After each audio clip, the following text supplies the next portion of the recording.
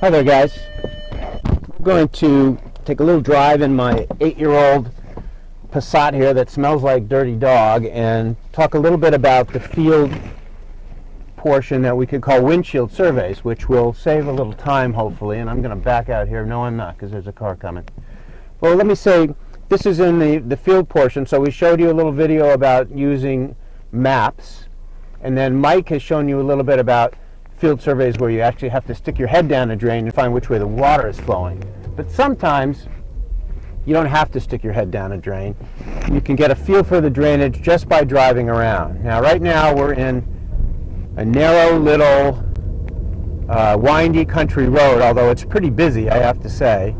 And it's down in the south end of Eagleville Brook watershed. So it's quite a bit south, perhaps a half-mile south of the Yukon campus where a lot of the development is. And it's an older road with older form of development. So what I want to do is, where do you think, Dave? Right here? Oh, right here, yeah. So we're going to pull over, which is a little bit against the, not really against the ethos of the windshield survey to pull over. I'm going to jump out, which you try to avoid if you want to be the laziest windshield survey person. But Dave's going to film me from inside the car, so that'll clarify. Okay, so I've jumped out of the car here, and I think you'll be able to see in the distance, actually that is Eagleville Brook, and we're about 70 or 80 feet away, and there are no storm drains in sight, and the water clearly sheets directly off of this road, and perhaps not in this one spot, but in general down to the brook from here. And to get there, it has to travel that 70 feet full of natural leaf litter and trees and everything else, very uncompacted. So we think that's a pretty good way to take care of the runoff here. In an ideal world, you might want to put something fancy in here, but really for an older road, this is a fairly low priority, and you can pretty much classify this impervious surface as disconnected and concentrate on other areas of the watershed.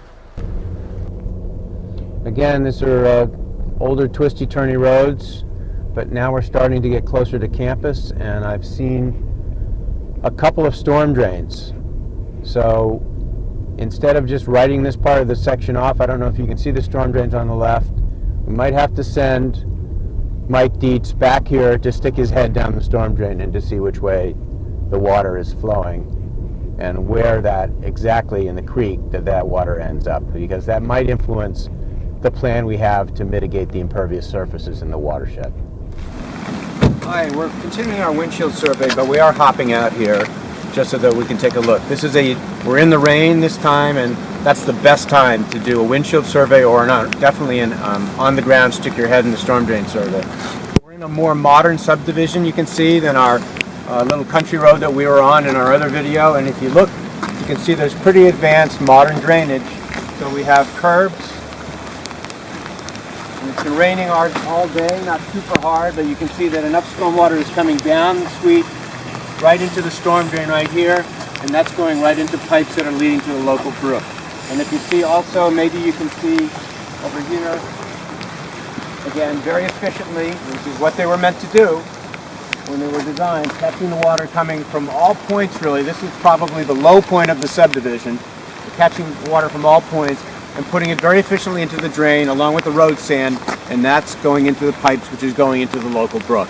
So this would be an area with these wide berms. It might be a good place in your watershed to think about doing some low impact development practices.